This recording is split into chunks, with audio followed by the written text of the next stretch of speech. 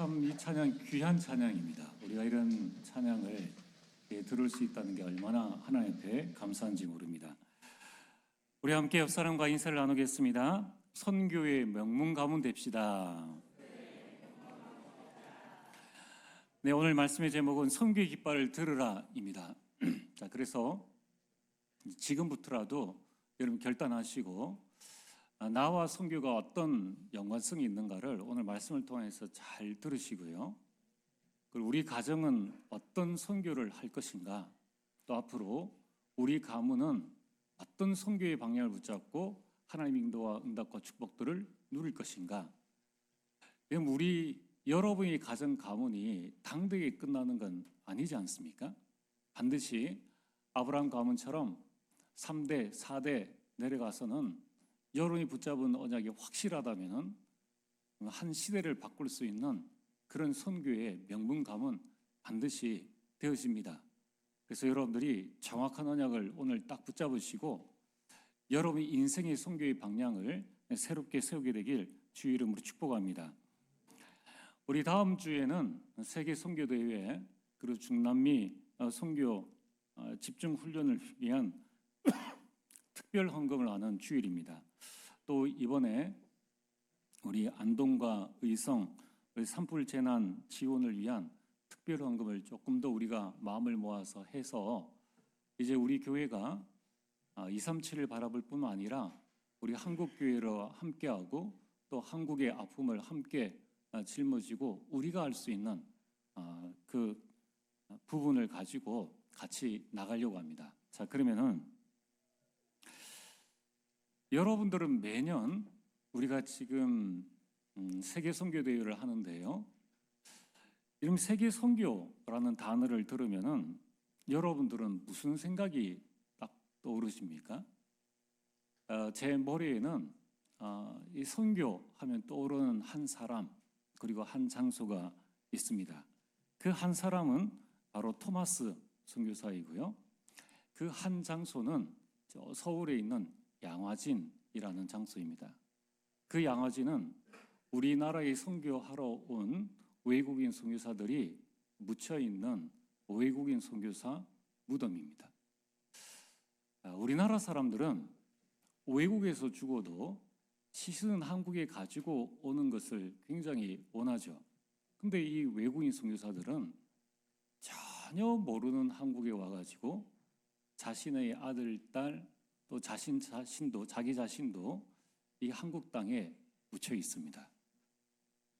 여기에 대한 상세한 내용이 양화진이라는 책이 있는데 여러분이 4월에는 좀 양화진이라는 책을 꼭 한번 읽어보시길 적극적으로 추천드리고요. 또 여러분들이 우리 같은 교회 안에 누구에게 선물해주고 싶다라고 할 때는 양화진이라는 책을 구입해가지고 꼭 한번 선물해 주시길 바랍니다. 그리고 그걸 몇 번씩 좀 읽으시고 그 다음에 우리 전도회에서 좀 시간을 내가지고 어디 간다라고 할 때에 한 번은 양화진을 꼭 가보셔야 됩니다. 또 여러분이 자녀들과 함께 특별하게 시간 내어서 우리가 남한산성 또 수원이다 이런 역사의 유적지도 중요하지만은 이 양화진만큼은 꼭 한번 하루 시간을 내야 됩니다. 그냥 툭 보고 오면은 그렇다 싶은데 그 묘비 하나하나를 잘 여러분들이 읽어보시고 누가 여기에 지금 잠들어 있는지 이 사람은 몇 세에 와서 어떻게 살다가 몇 세에 하나님의 부름을 받았는지 살펴보면요. 많은 것들 정말 이루 표현할 수 없는 많은 것들을 느끼게 됩니다. 그래서 참 우리 렘넌트들을 데리고 또 우리 장로님들 모시고 한번 그런 곳에 가고 싶은데 될 수 있으면 우리 대청 또 우리 초등, 중고는 꼭 시간을 내서 아니면 방학 중에 차를 한 대 대절을 해서라도 여러분 꼭 가서 보고 와야 됩니다. 자, 오늘 왜 우리가 토마스 선교사 그리고 양화진이라는 부분이 우리가 기억을 해야 되는가? 오늘 본론 첫 번째입니다. 선교의 깃발을 든 한 사람이 곧 한 나라입니다. 이번 토마스 선교사 한 사람을 통하여서 우리나라에 복음이 전해졌는데 그 한 명의 선교사가 한 나라를 살린 겁니다. 자, 우리 화면을 토마스 선교사 사진을 한번 띄워주시면 좋겠습니다. 이분이 토마스 선교사입니다. 우리나라 최초의 기독교 순교자입니다. 나이가 몇 살일까요? 26세입니다. 우리나라에 와서 26세에 이제 그렇죠. 선교하다가 부름을 받게 되었습니다. 그래서 우리는 덤으로 사는 인생이다 생각을 하시면 돼요. 구원받고 난 다음에 덤으로 사는 인생이다. 그래서 이 토마스 선교사에 대한 부분을 잠깐만 살펴보면은 이 토마스 선교사는 대학 졸업 후에 24세에 목사 안수를 받고요. 26세에 순교를 하게 됩니다. 그런데 중국 선교사로 먼저 파송을 받았습니다.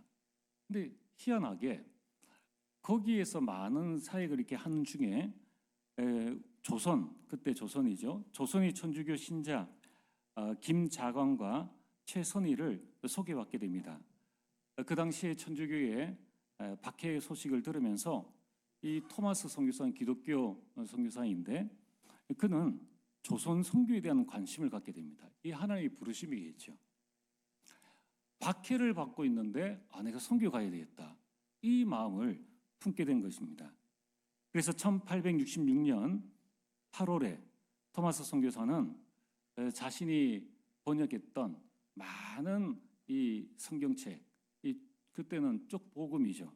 그 성경책을 가지고 와서 이제 미국의 상선 제너럴 셔먼호를 타고 그 제너럴 셔먼호의 통역 겸 한국어를 배웠으니까 통역 겸 안내자로 이제 가게 됩니다.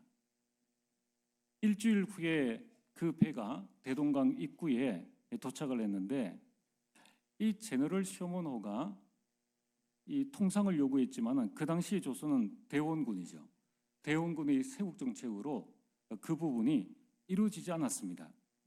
오히려 우리 조선은 제너럴 셔먼호에 너무 제너럴 셔먼호가 깊게 들어와 있으니까 나라를 침략하는 것이 아니냐 이런 생각을 가지고 거기에 이 불을 지르게 됩니다. 많은 이제 군인들이 가고 또 많은 사람들이 그 주변에서 그 모습을 살펴보게 됩니다. 그러니까 배에 타고 있던 사람들이 이 화살에 맞아 죽거나 또는 물에 빠지기도 했습니다. 이제 배에 불이 붙자 토마스 선교사는 가지고 온 성경을 바다 위로 다 던지고 또 몇 권의 성경책은 자신의 품에 안고 배에서 뛰어내려서 헤엄을 쳐서 나갔습니다. 그때에 이미 2번에 나와 있는 박충권 이 퇴역한 그 장교입니다. 이미 퇴직한 장교인데 그 퇴교 박충권이 칼로 이 토마스 선교사의 머리를 치려고 했습니다. 그때 토마스 선교사가 자기 품에 있는 성경을 여기저기 뿌리면서 이 자기를 죽이려 하는 박충권에게도 이 한 권의 책을 주었습니다. 그 책을 받고 박충권은 토마스 선교사를 그 자리에서 참수하게 됩니다. 그래서 토마스 선교사는 한국 기독교의 개신교에 있어서 최초의 순교를 당한 것입니다. 한마디 전도다운 전도도 못하고 젊은 나이에 부름을 받게 됩니다. 세상 말로는 개죽음이다라고 할 정도로 그 젊은 나이에 중국에서는 아내를 잃고 본인은 그렇게 젊은 나이에 한국에 와서 누구 한 사람 만나서 제대로 복음도 전하지 못하고 성경만 뿌린 채 그렇게 하나님의 부름을 받게 되었습니다. 이후에 어떤 일이 일어났을까요? 여러분, 이후에 박충권은 토마스가 선교사가 건네준 성경책을 읽게 되었습니다. 근데 그 성경책을 읽고 난 다음에 예수를 믿고 신자가 되었는데 그가 황해도의 안주교회 영수, 지금으로 말하면 장로가 되어진 겁니다. 이제 그 과정은 또 나중에 설명을 드리겠고요. 이름 토마스 선교사가 뿌린 이 수많은 이 성경책이 또 전도책자가 이렇게 있자 그때의 평양 감사 박규수 그 책을 소지한 사람은 전부 다 체포하겠다 그러면서 회수령을 내렸습니다. 그럼 많은 사람들이 그 전도책자와 성경책을 이 집 밖에 버리게 되었습니다. 근데 이때 버려진 성경을 이렇게 회수해야 되지 않습니까? 그 회수하는 사람이 바로 평양 대동문 영문주사 이 관직자였던 박영식이었습니다.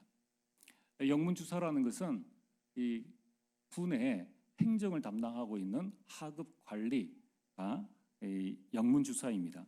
그리고 박영식이 그 모든 책들을 수거하는 일을 했습니다. 또한 군중 속에서 토마스 선교사의 그 참수를 바라봤던 목격자인 한 사람이 있었는데 12살의 김치량이라는 사람이 있었습니다.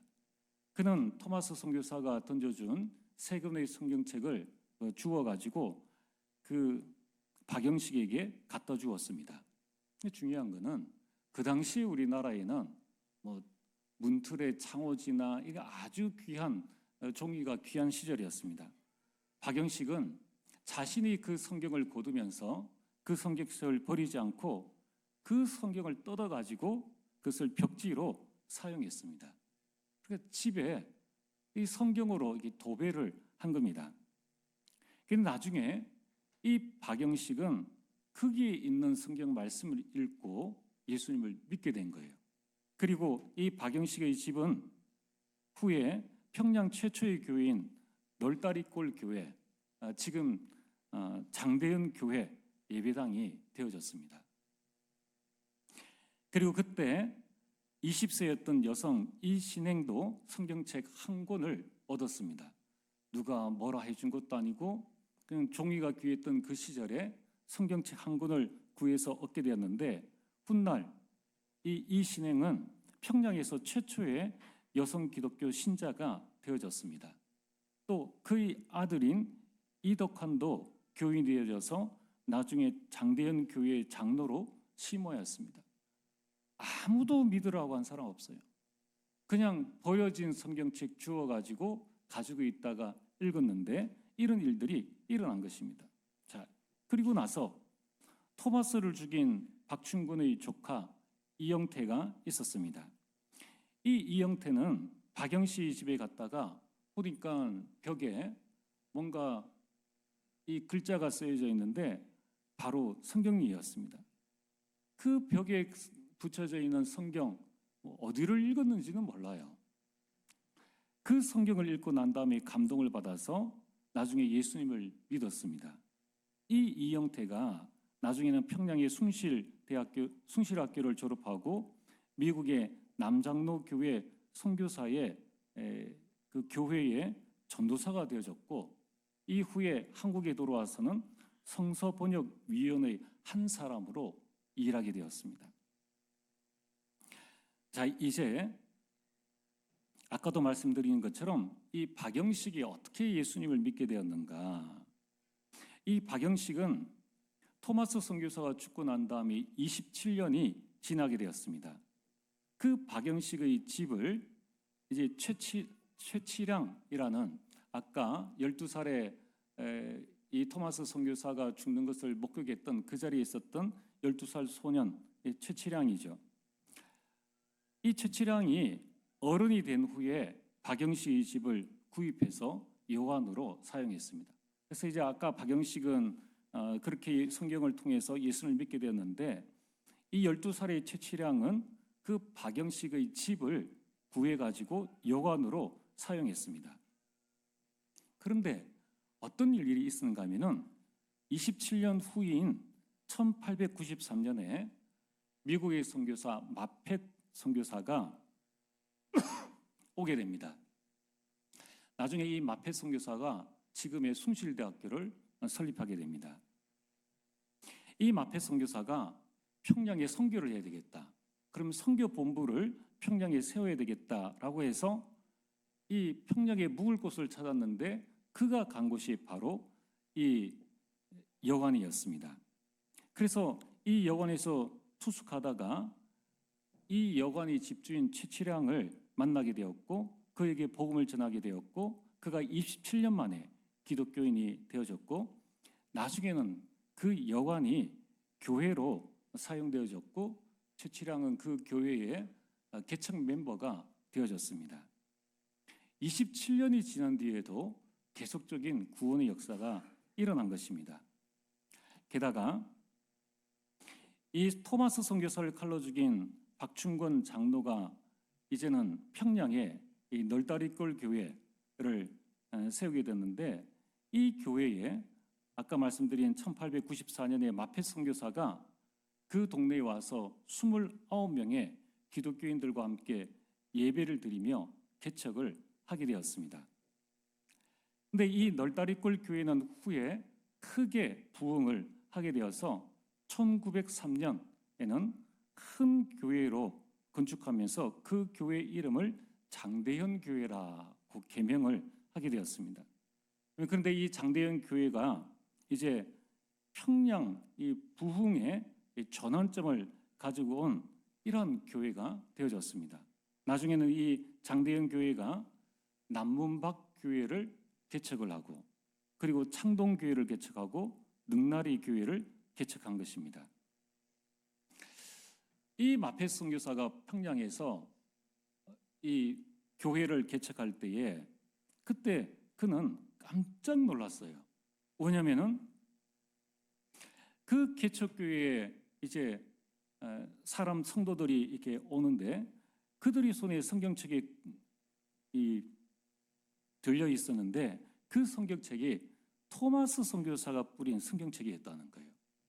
그래서 우리 한국은 토마스 선교사에 의해 뿌려진 그 성경책으로 선교사가 들어오기 이전에 자생적인 기독교인들이 형성되어져서 이 마페 선교사가 왔을 때는 이미 교인이 되어진 성도가 되어진 자들이 모여서 개척교회를 하게 되었다는 것입니다.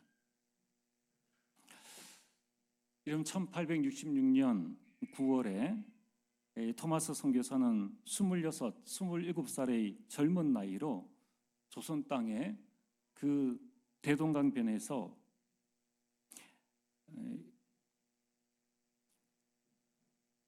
그 하나리 미랄이 돼서 죽었지만은 그가 전한 것은 성경책뿐이었어요. 그런데 이 성경의 말씀이 살아서 조선의 교회가 세워지고 이제 오늘 저와 여러분들이 이 복음을 듣게 된 것입니다. 여러분 우리가 이 사실을 보게 된다면 그 복음 가진 한 사람이 한 나라를 살릴 수 있다는 겁니다. 그래서 선교대회는 어떤 대회냐?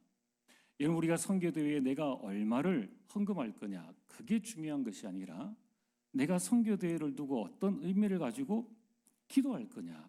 이 부분이 중요하다는 것입니다. 중남미에서 오는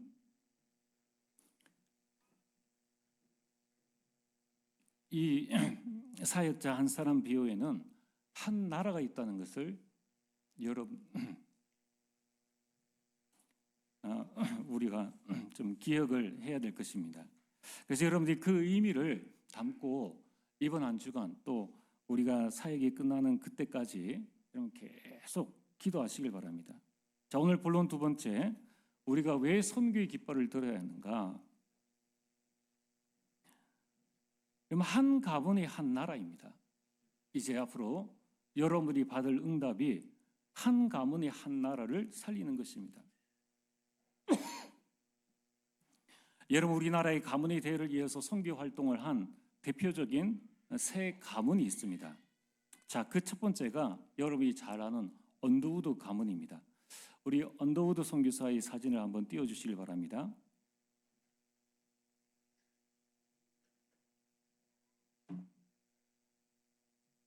(1885년) 이 호레이스 그랜트 언더우드 선교사가 조선 최초의 개신교 선교사 중 한 명으로 오게 됩니다.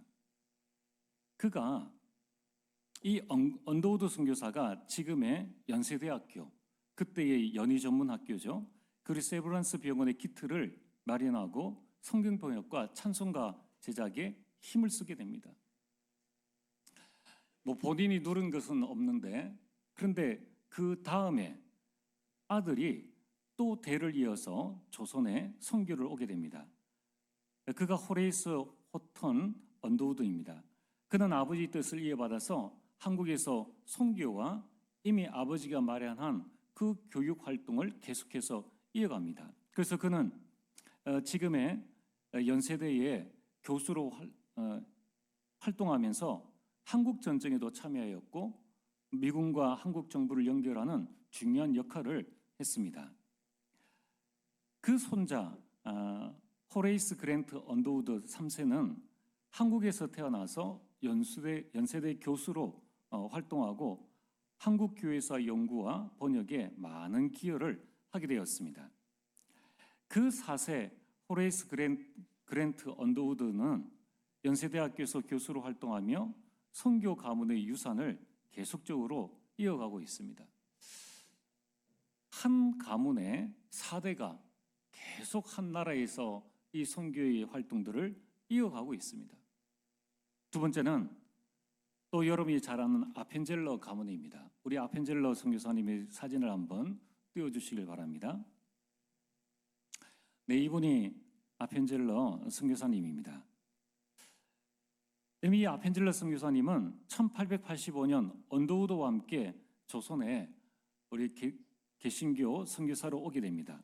그분이 배제학당, 이 배제학당을 설립해서 교육과 선교에 헌신하고 선교를 번역하고 교회 설립에도 기여하게 됩니다. 그런데 안타깝게 1902년에 성경을 배달하러 가던 중에 백길에서 사고로 순교하게 됩니다. 그러자 그의 아들 헨리 도지 아펜젤러가 아버지의 뜻을 이어받아서 선교 활동을 지속해 나갑니다. 이 아들이 무엇을 했는가 하면은 한국의 YMCA와 그리고 기독교 청년 운동에 온전히 헌신하고 배제학당의 교육 활동들을 이어갑니다. 이처럼 아펜젤러 가문도 2대에 거쳐서 선교와 교육 사역을 이어나갔습니다. 마지막으로 세 번째, 여러분이 잘 아는 지금의 인유한 선교사, 그의 린턴 가문입니다. 자, 우리 린턴 선교사님의 사진을 한번 띄워주시길 바랍니다. 네, 윌리엄 린턴, 이 선교사님은 1912년도에 선교사로 우리나라에 와서 전라도 순천에서 선교 활동을 시작하게 됩니다. 그리고 거기에서 숭실대 교수로 활동하다가 기독교 교육에 기여하고 광주에 이 숭일 고등학교를 설립했고 또 한국의 독립운동도 지원을 했습니다. 그 아들 휴 린턴은 한국에서 태어나서 미국에서 신학을 공부하고 다시 한국으로 돌아왔습니다. 그 당시 한국 사정이 좋아서 돌아온 게 아닙니다. 여러 가지 힘들고 많은 어려운 부분이 있는데 그때에 한국에 6.25 전쟁이 일어나게 됩니다. 그는 6.25 전쟁을 뒤로하고 미국으로 가지 않고 6.25 전쟁 당시 한국군의 군목으로 활동하게 됩니다. 이후에 전라도 지역에서 의료 선교와 교회 개척 사역을 펼치게 됩니다. 그리고 그 세 번째 3세대가 바로 인요한 선교사인데 지금 한국계 미국인 선교사이자 의사이죠. 그는 지금 연세대 의대 교수로 활동하고 있고 의료 선교에 많은 헌신을 하고 있습니다. 이 인요한 선교사가 자기 아버지가 구급차를 타고 가는데 우리나라 구급차 시설이 이 차가 가면서 사람을 살릴 수 있는 그런 공간이 없었기 때문에 그 아버지가 병원에 실려가다가 죽은 거예요. 그래서 그가 국회의 건의를 해서 지금 우리나라 구급차를 만들어내게 됩니다. 얼마든지 그 안에서 사람을 누이고 그 안에서 이 수술실에 가기 이전에 생명 살릴 수 있는 공간을 확보하는 일에 많은 헌신을 하게 되었습니다. 그는 지금 또 북한의 의료 지원과 또 인도적 지원 활동을 적극적으로 펼치고 있으며 의료 선교에 많은 역할을 감당하고 있습니다.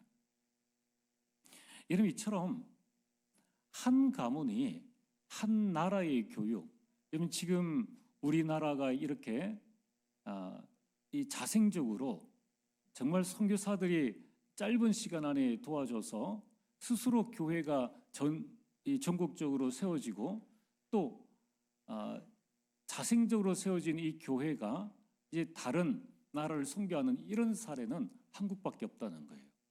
거기에는 이 가문을 이어서 대를 이어서 헌신한 이러한 선교사들이 있었기 때문에, 선교의 가문이 있었기 때문에 가능했다는 것입니다. 자, 오늘 본론 세 번째로 우리는 어떤 선교의 깃발을 들어야 될 것인가? 이러면 한 교회가 237 나라를 살리고 5천 종족입니다. 우리는 지금 초대교회의 사도행전을 보고 있습니다. 교회가 올바른 선교를 하면은 237 나라를 살리고 5천 종족을 살리게 됩니다. 그래서 초대교회를 통해서 안디옥 교회를 통해서 이 복음이 아시아로 그리고 마게도냐로 이제 그 강한 강대국 로마를 완전히 복음하게 됩니다. 이제 이 복음이 유럽으로, 미국으로, 그래서 우리 한국으로, 또 한국의 많은 선교사님들이 중국과 아시아로 이제 237과 5천 종족으로 복음을 전하게 되었다는 것입니다. 여러분, 이처럼 한 사람이 한 나라요, 한 가문이 한 나라를 살릴 수 있는 능력이 바로 복음의 능력이요, 이 복음을 하나님께서 우리 교회와 여러분들에게 주셨다는 것입니다. 그렇다면 오늘 말씀의 결론입니다. 우리는 무엇을 해야 될 것인가? 우리가 보지도 못하고 알지도 못하고 전혀 몰랐던 그 한 사람이 우리에게 와서 우리나라에 복음을 전해줬고, 또 그 이어서 많은 선교사들이 자기 자녀들까지 한국의 의료와 교육에 헌신하고 교회 세우는 이 일에 헌신하로 말미암아 지금 한국에는 어딜 가도 교회가 있습니다. 어딜 가도. 지금 유럽이나 아프리카나 이런 데는 교회 찾아보기가 굉장히 힘든데, 우리는 조금만 가면은 마음껏 신앙생활할 수 있는 교회가 얼마든지 있다는 것입니다. 이제 우리는 선교의 깃발을 들어야 합니다. 첫 번째로, 선교는 교회 사명의 선택이 아닌 필수라는 것을, 또 선교는 우리 성도의 선택이 아닌 필수라는 것을 기억하셔야 됩니다. 우리는 앞으로 어떤 선교를 해야 됩니까? 한 사람을 보내는 선교. 이제 이것을 뛰어넘어서 이제 우리나라는 다민족 국가입니다. 또 다문화 가정들이 너무나 많이 있습니다. 그렇다면은 우리 지역에 와 있는 다민족들이 누구인가를 보고 그 지역의 교육자들을 초청하는 초청 선교. 그래서 우리는 이 초청 선교를 통하여서 대구에 와 있는 이 다민족들을 그 가운데 제자를 세워서 그들을 자신의 고향 나라로 보내어 역선교하는 그 선교의 방향을 붙잡아야 합니다. 또한 무조건 지원만 하는 선교가 아니라 그 나라에 정말 복음이 된다라는 교회와의 만남을 통하여서 협력하는 선교를 우리는 기도하면서 준비해 나가야 됩니다. 앞으로 우리 교회는 이 네 가지 방향으로 하나님께서 우리에게 허락해 주시는 그러한 나라를 바라보고 기도하면서 준비해 나가려고 합니다. 우리 결론 두 번째는 이제 우리는 선교의 방향을 확정을 해야 합니다. 여러분, 이번 4월 또 이번이 지나면은 내년까지 매번 선교대회를 바라보면서 여러분 개인의 선교와 가정과 가문의 선교를 어떻게 해야 될 것인가, 지금부터 여러분 기도하시면 돼요. 아브라함 때에는 저 애굽을 보지 못했습니다. 그러나 사대에 가서는 주신 언약대로 그대로 선교의 응답과 축복들을 누렸습니다. 우리 교회의 선교의 방향은 변함없이 가장 가까운 중국 반드시 선교해야 됩니다. 또 우리는 북한과 러시아, 해야 되는데 일단 우리는 중국과 그리고 중남미, 그 중남미 가운데서 앞으로 우리가 브라질을 담당하게 될 것입니다. 그래서 중남미와 함께 브라질을 담당해 나가면서 중국이 문이 열릴 때까지 우리는 홍콩에 우리 선교 인턴십, 선교 캠프를 가게 되고, 그리고 호주를 통해서 5천 종족, 또 섬나라의 선교를 우리가 준비를 하려고 합니다. 또 우리 교회에 와 있는 네팔 우리 성도님들을 바라보면서 이들을 통해서 네팔 선교에 대한 그림을 가지고 기도하면서 하나님 인도를 받으려고 합니다.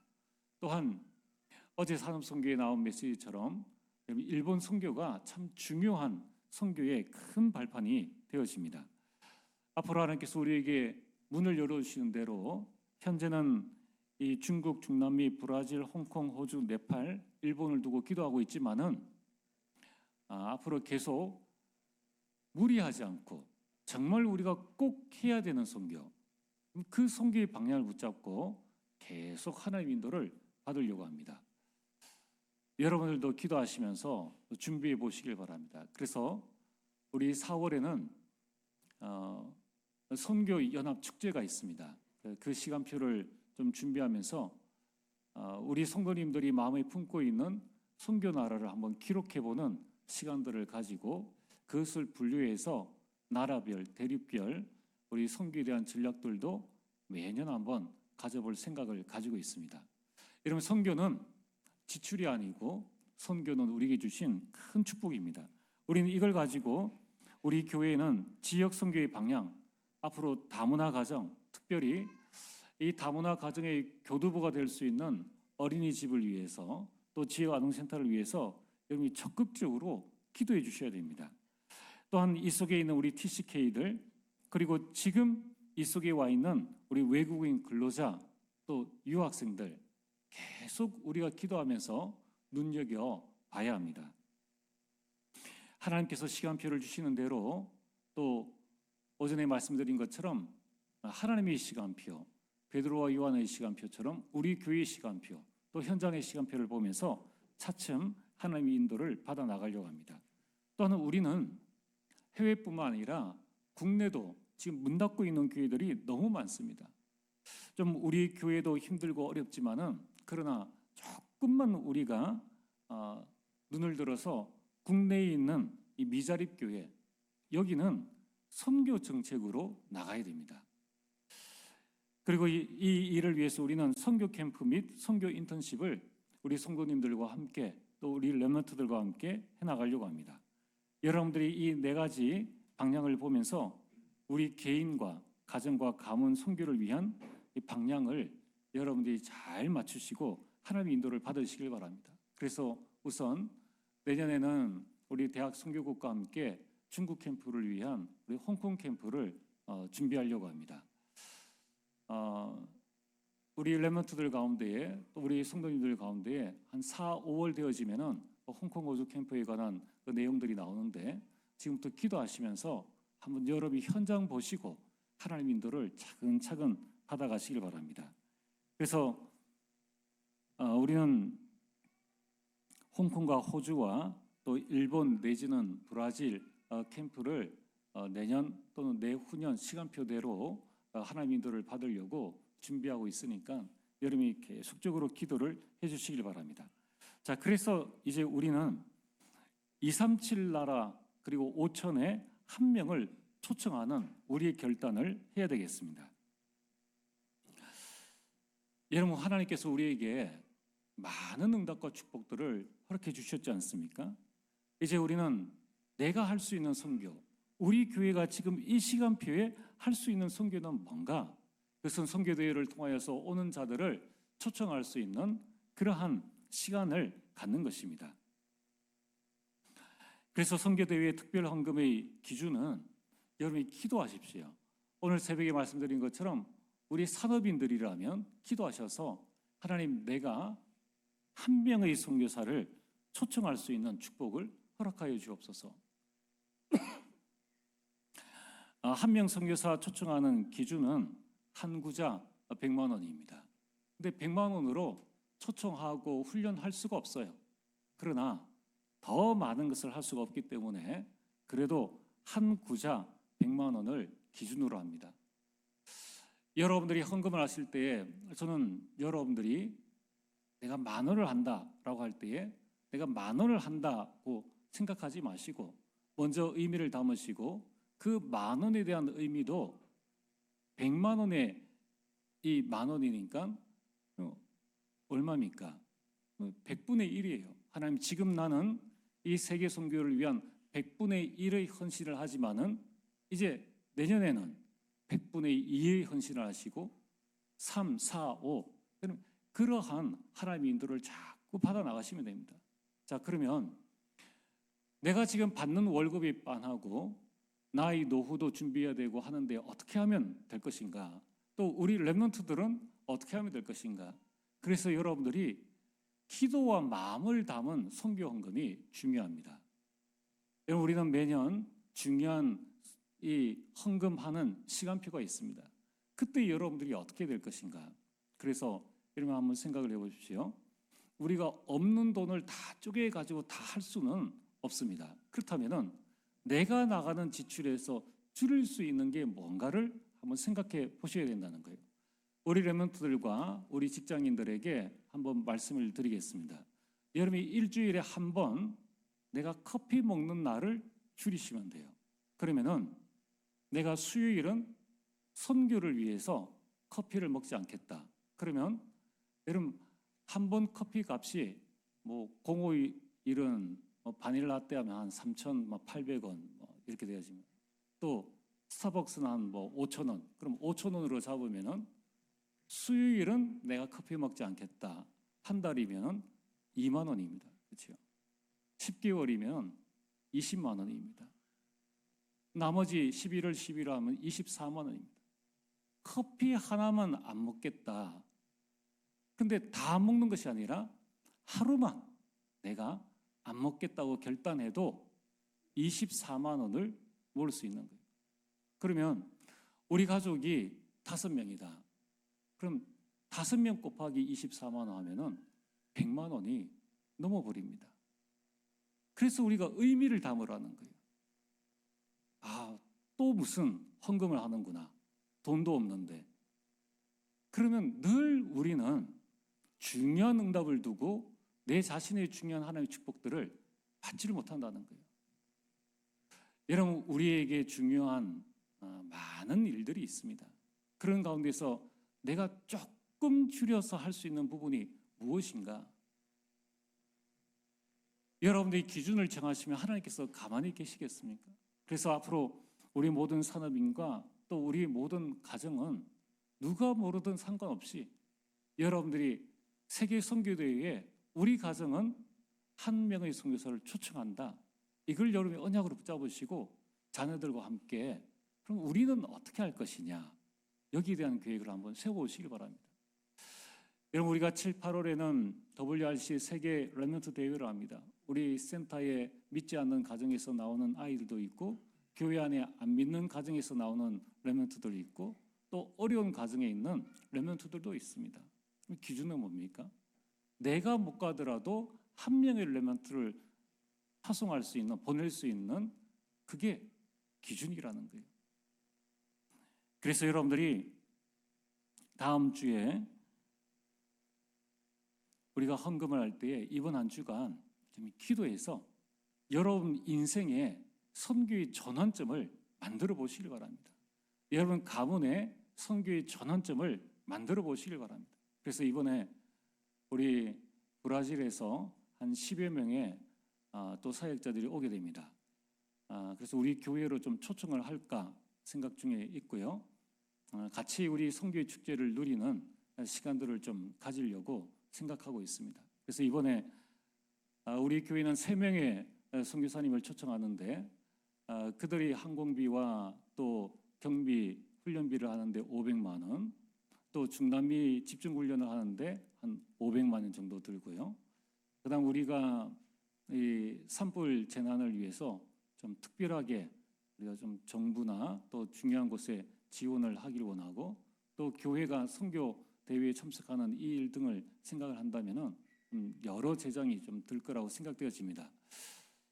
여러분들이 기도하시면서 여러분들이 선교의 방향을 붙잡고 선교의 큰 축복들을 누려야 되기를 주의 이름으로 축복합니다. 전능하신 아버지 하나님, 예수님의 지상 명령인 이 선교에 내가 할 것인지 말 것인지가 아니라 어떤 방식으로 동참할 것인지를 마음에 결정하게 하여 주시옵소서. 우리에게 주신 이 선교의 귀한 축복을 우리 개인과 우리 가정, 가문, 또 우리 교회가 온전히 누려서 하나님이 주신 이 말씀들의 성취가 237과 5천 종족에 이어지며 선교의 명문감으로 세워질 수 있도록 역사하여 주옵소서. 예수님 이름으로 기도리옵나이다. 아멘.